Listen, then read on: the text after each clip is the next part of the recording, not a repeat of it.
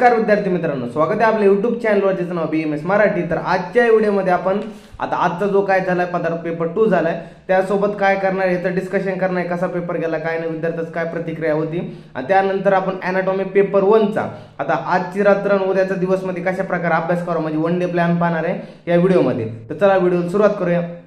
आता सुरुवातीला काय बोलून घेऊया, आता पदार्थ पेपर 2 चा डिस्कशन करूया। पदार्थ पेपर 2 चा खूप सोपा असा पेपर आला होता। मागच्या 2-3 वर्षात जर पेपर उचलून पाहतात तर त्या कंपॅरिझन मध्ये आज जर पेपर पाहतात तर खूप सोप्या पद्धतीने हा पेपर होता। खूप छान प्रकारे एलक्यू विचारले होते, खूप छान प्रकारे एसक्यू विचारले होते, एकदम सोपे होते। ज्याने जर बेसिक जरी केलं असलं तर ह्या पेपर मध्ये त्याला 60 मार्क तर कुठे गेले नाही, आणि एमसीक्यू पण खूप छान प्रकारे सोपे एमसीक्यू अशा प्रकारे आले होते या पेपर मध्ये।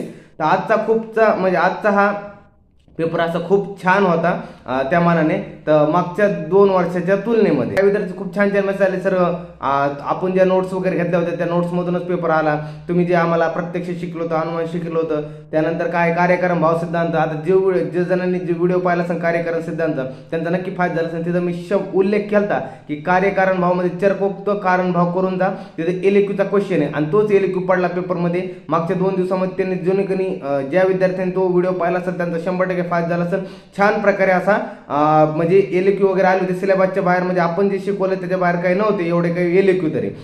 पदार्थ पेपर 2 खूप इझी होता, सोपा होता। ज्याने आपले व्हिडिओ लेक्चर्स कव्हर केले असेल, पाहिले असेल, त्यांना 100% कळलं असेल की पेपर खरंच सोपा होता। सरने सांगितल्याप्रमाणे क्वेश्चन आलेत, एमसीक्यू असो एलक्यू असो यामध्ये। त्यानंतर आता काही विद्यार्थ्यांमध्ये दर्शन वगैरे तर वाद वगैरे, तर यावरती वादवरती कोणताही क्वेश्चन पडला नाही, आणि वादची मी एक सेपरेट PDF पण दिली होती विद्यार्थ्यांना अभ्यासासाठी।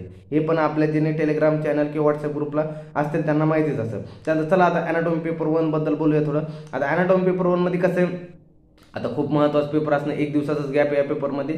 आता कसं आहे, मेंटली स्टेबल राहणं खूप महत्त्वाचं आहे एनाटॉमीसाठी। आता एनाटॉमी संस्कृत हे पेपर BMS फर्स्ट इयरचे सगळ्यात जीव असतात हे 2 पेपर। विद्यार्थ्यांना सगळ्यात भीती वाटणारे 2 पेपर असतात, संस्कृत आणि एनाटॉमी।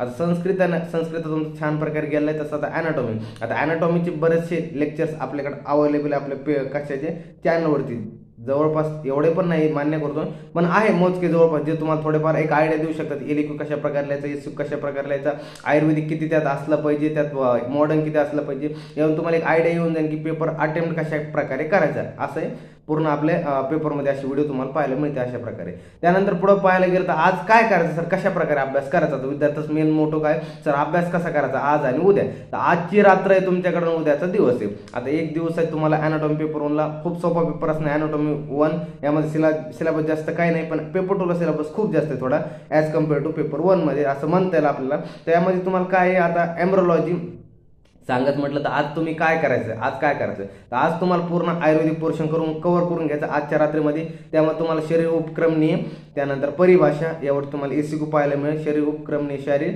त्यानंतर परिभाषा शारीर, हे 2 चॅप्टर करून घ्यायचे। त्यानंतर गर्भ शारीर, त्यानंतर अस्थि शारीर, त्यानंतर केश नख दंत, त्यानंतर काय पेशी शारीर, त्यानंतर संधी शारीर स्नायू, हे तुम्हाला चॅप्टर आयुर्वेदिक चॅप्टर काय करायचे पेपर 1 चे आजच्या आज रात्री झोपायच्या अगोदर एकदा कंप्लीट करून ठेवायचे तुम्हाला, म्हणजे जेणेकरून तुम्हाला उद्या प्रेशर पडणार नाही। आज आयुर्वेदिक करताल याचे श्लोक रिवाइज करा, याचे काय तुम्हाला आणखी जे कोणते कंडिशन म्हणजे जे दुसरं काही तुम्हाला माहिती असेल, याचे काही विद्यार्थी श्लोक पाठ नसतील त्याचं खालचं नसतं रेफरन्स वगैरे खालचं अर्थ जरी वाचून घेतला तर तुमचं बऱ्याचपैकी काम होऊन जाईल। ज्याला श्लोक पाठ नसतील असे विद्यार्थी, ज्यांना श्लोक पाठ त्यांनी श्लोक वगैरे रिवाइज करा आजच्याने, तर तुम्हाला पूर्ण आयुर्वेदिक वगैरे कव्हर करून घ्यायचं आज रात्री। त्यासोबत तुम्हाला काय करायचं, एम्ब्रोलॉजी करून घ्यायचं मॉडर्न पार्टचा।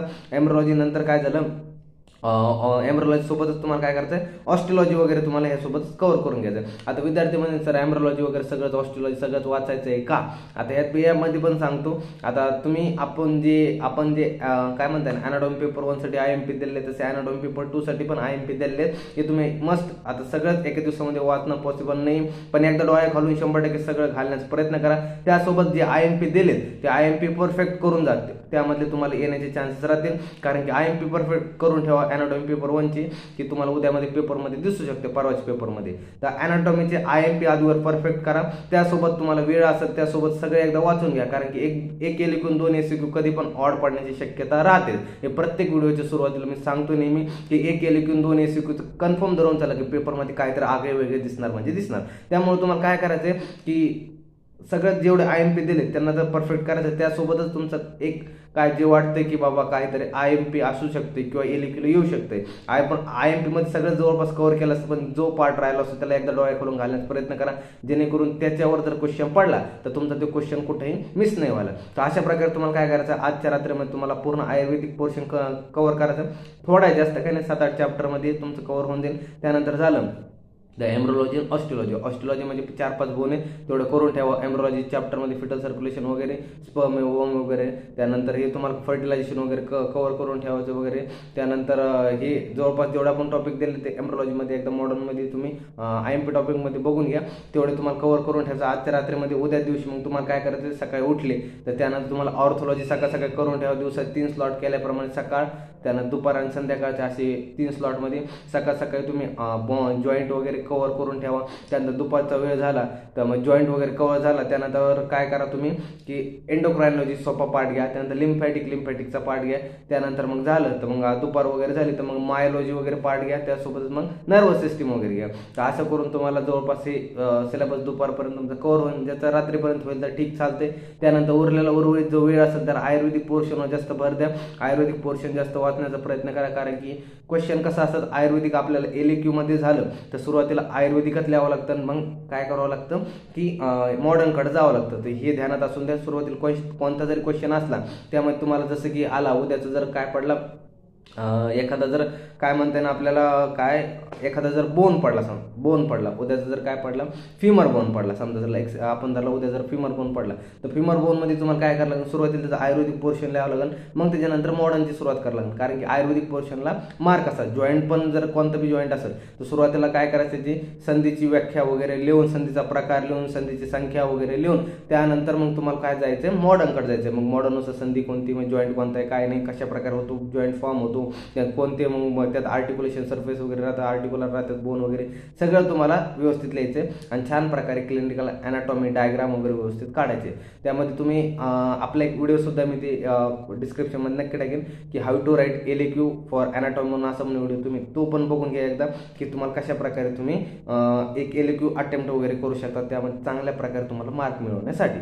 तर असा टोटल अॅनाटॉमी पेपर 1 साठी हा व्हिडिओ होता. काही अडचण वगैरे असेल तर कॉमेंट सेक्शनमध्ये नक्की विचारा. आपला टेलिग्राम चॅनल आहे, तिथं मी जाऊन पर्सनल मेसेज करू शकता, किंवा व्हॉट्सअप ग्रुप आहे तिथं पण तुम्ही मला पर्सनल मेसेज करू शकता. तुम्हाला काही जर अडचण वगैरे असेल अभ्यासाच रिलेटेड वगैरे तर विचारू शकता.